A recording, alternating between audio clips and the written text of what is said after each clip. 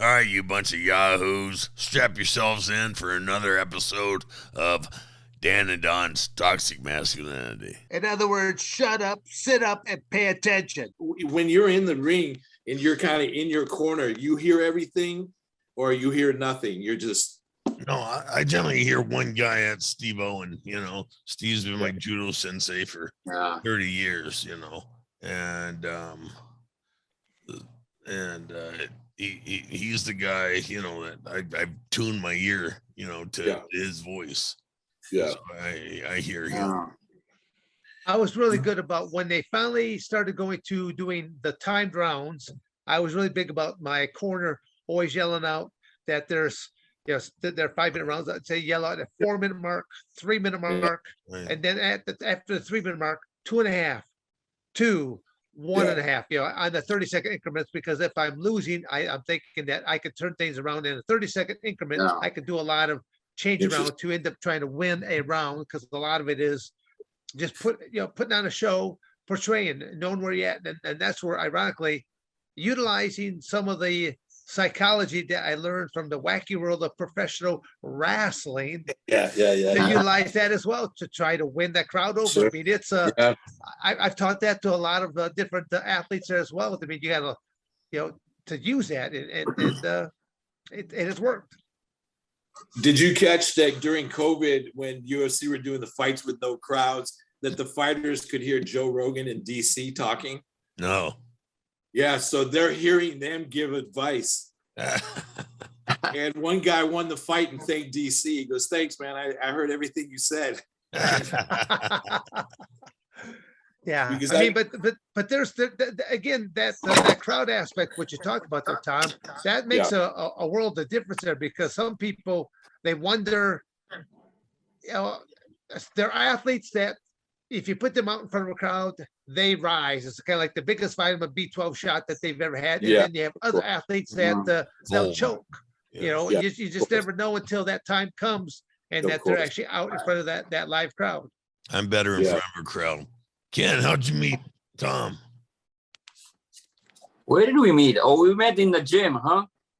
Yeah, what a shock. Yeah. I think, Yeah, Ken in the gym. I know that's hard to believe. Yeah. So the Japanese guy. Was he wearing his real tight shorts? No, leggings. He had the leggings on. Tights. I was like, those aren't calves, those are cows, man. What are you doing? Biggest legs in the world. I always stay motivated. I'm always looking at, who's pushing and going, fuck it, I got to step my game up. That's kind of, if you're going to train for years and years, we, as you guys did with Red, you got to kind of talk yourself into what it takes to, go to that next step. And for me, I always tell people it's just the first step's just showing up. There's times, and not to complain at all, but a normal tour week for me is I'm getting up at 6 and I go to bed at 2. So I'm on the bus and I get up at 6, and then the night after the show ends at 2, and you got to figure out where and how you're going to get your lift in. And so it's a challenge. So for me, I definitely never had the genetics of Ken, but I'm always inspired by people that train that hard in no matter what they do. And I just take it to my little world and get motivated by people and go, if they're fucking doing it, I can do it too. No complaints. But there's a lot of people that tour that don't find time to lift and complain about the food and all that stuff. You got to make it. Yeah, you got to make time. You got to make it. It's your priority. It's just you're making that. It's the part of the 24-hour day. Somewhere in there's 90 minutes that I got to put towards. I have to say that the tours are really cool about it, because in general they know it's not just physical, and you can't run around with all uptight dealing with kids and fans. Right. It's just not the way to interact. But if you just pound iron for 90 minutes or whatever it takes, you're just at a better place. You feel better about yourself. You're confident in all the things that come with it. But I think I had moved into a new house, and Ken came to my house, and my Japanese stepmother and sister were there, and they could not, and they're speak perfect Japanese. They're obviously Japanese. They just couldn't stop staring at Ken the whole freaking time. They're just like, we didn't know they made this size people in Japan, you know. And they're from Japan, so they're like, and of course I'm 240, which is nothing next to him, and they're like, oh, we thought you were big. Look at him. I'm like, thank you so much. It makes me feel good. And that was actually Chael Sonnen against Silva Knight. Oh yeah, and, that's right. That's right. Yeah. But we had just bumped into. We both owned French bulldogs too. Yeah, so, that's right. So I had just during COVID had a gym that I could kind of sneak in the back door, and I had it for almost a year, and then they literally shut down again. And I took my dog to pick him up at daycare, and there's Ken, and I hadn't seen him in a year. We got talking. I said, "Where are you at?" So literally the next day, I was at his gym, so I didn't miss a beat thanks to him. So I got, and all of a sudden I was seeing him every day, and that's just timing. Yeah. Oh, it's a perfect everything in time. life is timing. Yeah. Yeah. And it also revolves around our dogs, as we know. So right, absolutely. Don, do you have your mascot Quinn on? Yeah. I mean, He's the right show. over here taking a nap. Oh, yeah, my dog wants to be a part of this too. He's just jumping out of bed and kind of hanging out. It's like, why did he shut the door? No, he's in the other room now. Texas is really dog friendly. I don't know about where you guys are at, but like the restaurants have dog bowls, and Oh, really? Yeah, they're super cool with dogs. A lot of places let you bring them in the bar if you leash them. And then they have a place here that's called Yard Bar. So it's an outdoor with like 50 picnic tables and a bar. So we could all sit around and drink, and they unleash the dogs and just let them fly around in this fenced area. So it's pretty cool. It's pretty cool. And what is it? The girls that watch the dogs are called Bark Rangers. Bark Rangers. Oh, Yeah. So it's pretty cool here. That I like too. Everybody's got dogs, so it's kind of, I don't know how you feel about it, but for me, if someone's cool with their dog, it tells you a lot about them too. Right. It's important. But we're gonna. That was my only complaint about President Trump, is he didn't own a dog. You know, he didn't at home either. No, or I don't think so. I don't think so. Yeah. But I mean, that guy's busy. You know, I mean, he's always he's always working. You know, he doesn't take vacations. You know, every day like this one. You know, shit. He's a working machine. Yeah. Well, yeah, I think a dog is super cool for balance too. Right. You start getting a little whiny about shit, and you're like, this guy is so cool. He just, like you guys do, you have the rough days, and he comes home. He doesn't care if you have a rough day. He just comes up and chills with you and wants to hang out. Yeah. Well, every time I come home from a trip, my wife has to hold him outside because he'll pee all over. You know. So I just said, you know, this is not fair to him. I'm just going to come out and I'm going to pee on him, and my wife pees on it. We all just pee it together. So I figured it's the only way to do it. But yeah, he gets family that pees. Neighbors don't really like it a lot, but it's, you know, you do whatever you can for your dog. There he is. Come here, Bubba. Come on. What do you think? What's his name? Wallace. Yeah, Sir William Wallace. Here it is. Yeah. How old is he? Yeah, he'll be 2. This. Oh, okay. Thank you. All right. Yeah. Thank you, Bubba. We're gonna come have spaghetti here. He's a cutie pie. Oh, he's great. I love dogs. You have English? Yeah, English bulldog. Yes. Love English bulldogs. Yeah, they're great. How old is he? She is let's see, she's a 2015 model, you know, or 2016. I think 2016, because I got her in 18, and she was a year and a half old then. So gotcha. And she was trained, and I ruined all that shit, man. Yeah. You gotta untrain him. You gotta untrain him right away. Yeah. She's just the best thing ever happened to me, man. I love English bulldogs, man. It's tough with the whole respiratory as they get older, you know. He's only 2, and I'm like afraid of that day. Even if it's 10 years from now, I'm like, I don't know. I'm not going to do well. I'm not going to do well at all. Have you had several dogs? so far, Tom? Have you had several dogs? No, I was never, I was always traveling, so I could never do it. I could never have dogs. So I had my first Frenchie about 10 years ago. And then when we broke up, it went with her because I'm never around. Oh. And then the girl I'm dating now, who's my wife now, she works, but she's around enough. And right before COVID, we got him. And then I didn't know I was going to be home for a year and a half. So his thing is now, if I leave, which I'm going to leave tomorrow, just for 4 days, he's just chilling on my pillow, trying to figure out where the hell the bald guy is. Why isn't he feeding me? Why isn't he taking me to school? I don't like this guy anymore. What's going on?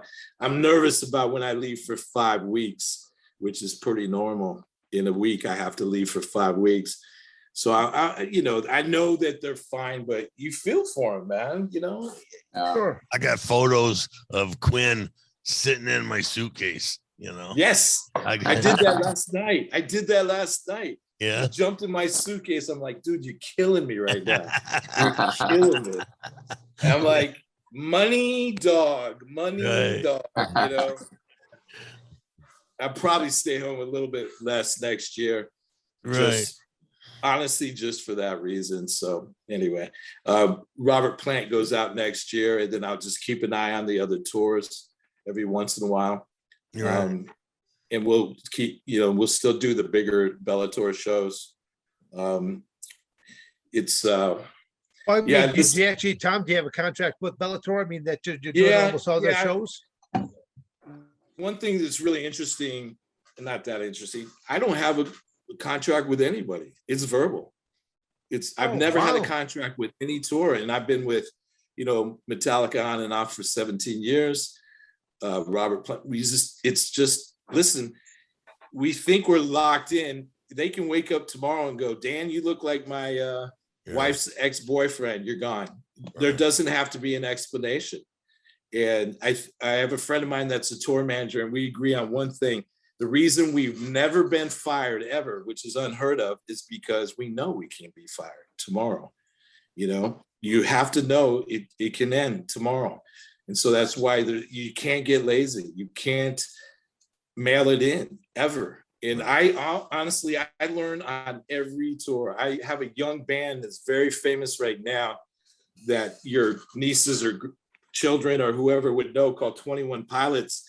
And they're a really young group of kids. And I've learned how to embrace these young kids that don't look anything like me, don't have the same hobbies that I do, probably don't like the same things, but they like the band I work for. And I work real hard to make it a soft landing place for them, because these are the kids that might get bullied at school. They might have a rough day.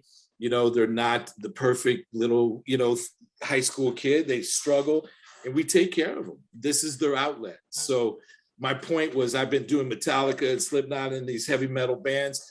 And then I actually did the TV show Glee. They did a tour, and I had Glee. So one day I was in Dublin with Glee, the next day Metallica in Milan. And I know no one else has done that before. How's it working with Robert Plant? It's the best thing that ever happened to me. I always say, doing the bad tours, which I won't mention who they are, but I always joke that my penance was I got Robert Plant. It's just the greatest ever. And when we were young and we're listening to Stairway to Heaven, there wasn't a chance in the world I ever thought I'd have anything to do with them. So it's one of those things, you pinch yourself and stay focused and try to be a good listener, because you're around them all the time, and not talk too much and know where that line is. One thing I want to explain to you guys is there's certain people we call bodyguards, who the first time a celebrity says something nice, they think they're friends. Right. It doesn't work like that, as you know. And the one reason, and I could be wrong and I could get fired tomorrow, but I've always been asked back because I've always known where that line is. Right. And it's tough, man. You're sitting on a private plane watching Family Guy with the lead singer, and now you get off and there's a bunch of Russians in the bus. You have to know he's your boss again. He's not the guy who were telling jokes. Yeah. And it's a talent, as you guys know, because you guys have had PR people that kiss your ass and you're like, oh my God, calm down. You know what I mean? You're like, you don't talk to everybody like that. And one thing I was going to tell you guys, people ask me like, which city, which country, and I tell them I absolutely don't know, because 95% of the time I'm in Paris or these cool cities, I'm standing next to someone very important. So I'm treated the way they are. But if I go back the next day by myself, no one's talking to me. You know, we're getting a private trip of the Vatican or the Louvre or Notre Dame. If I go back the next day, I'm waiting in a 4-hour line. Right. So I know for a fact where my line is, and I don't know what these cities are like, most of them, without being attached to them. So I don't know what Australia is without Metallica, or Robert is without. So it's like going somewhere with Antonio Inoki, you know, they roll out the red carpet, you know, and they just kiss his ass, and you know they hand you the same, you know, glass of whiskey that they, you know, 500-year-old whiskey. Yeah. But it's learning how to enjoy that and not getting caught up in believing that you're the celebrity. Right. You know, but you know what I'm saying with these guys that get a job as a bodyguard and they're getting these amazing meals. Right. And it's like, I'm not getting that without standing. So I understand. So we're having a conversation. You get in the car, I'm not saying a word until they talk to me. Right. And you still have to know where to cut the conversation. He asked me about the Lakers, and you're like, blah, blah, blah. No, you just go, yeah, I know who the Lakers are. Then you're done. And then if it continues, but I think that's why people are comfortable, is they know you're not going to take this and run and make it yours. You're a guest at this party. You really are. Absolutely. Well, And Tom, the what work do you days look at? What do you look at sorry? for a goal for yourself? How long do you want to do this for before you turn it over to somebody else? Or, I mean, what are some of your goals that you want to do with this? That's a great question. As I get older, I'm like, the retirement gets farther away. I'm like, I thought I'd retire by this age. I think with the luck of the company, it looks like I could shut it down in a few years and then just let the company do it and then go visit the tours as opposed to being the body guy or the main guy. But between you and me, as long as Robert Plant tours and he keeps inviting me, if I'm 80 on the side of the stage, you know, I'll just hit people with my wheelchair, but I'm not stopping. You know, if he can do it, I can do it. You know, I'll get my cane and I'll get my hip replacement and have my oxygen close by, but I'm not going to stop. You know, I think if you enjoy what you do, why? Well, you know, if you enjoy what you do, why? You shouldn't. I mean, a lot of people that think they should just retire and it's I don't agree with that. Yeah, I know it's the financial thing, but I think COVID taught me that I'm not that great at home all the time. I didn't like it. I know we were limited and we couldn't do the things we wanted to do, but I realized I need to be on the road. I feel like you guys with coaching, Dan, I still like to teach. When I'm working with those Samoans, I got to tell you, without being corny, I had a day that was so fucking amazing. We had gone through so much together. And it was my last day, my first year at Coachella, and the big Samoan pulled me aside and put me in a circle. And I thought they were going to do something bad. And they did a haka for me. Oh, wow. And they said, you're an honorary Samoan. No one's ever treated us like that. Because there was some big boys just burning up in the sun. I'm like, go get in the shade. I'll fucking do it. There's no one here. And then I made sure they were fed. And we just got really close. So you don't get those moments when you're not doing that. You know, when you're sitting at home, I don't get that excitement. So for me, even if it's a lot less, I'm going to always be doing this and teaching and doing barricade seminars. Yeah. Well, you're living the American dream, as I would say, because it's something that you're enjoying doing, and you're being compensated for that, and that's one thing that I like to bring across, that let people. A lot of people have to get a job, and when they get that job, they don't like that boss. Of course, thus they don't like their job. But most people just simply sit around and they just bitch about things. And to me, it's like going, you know, this little device right here, it's holding up, is, you know, obviously called the cell phone. But I always tell people, I go, you've got the world at your fingertips. You could be as long as you got that job, you got money rolling in. I could be working a couple online courses. I could be doing a couple different things, Absolutely. and then I always tell again, what I told my own children is, I get that job, get the job going, look for the better jobs, look at the moving up inside that corporation. What else you want to try to explore? But always give them their 2-week notice. Leave on a good note, because you never know what bridge you may have to cross again down the road. You hope you don't have to, but at least leave on good terms. Thank you for watching another episode of Dan and Don's Toxic Masculinity. You better like, subscribe, and share, or I'm going to come to your house.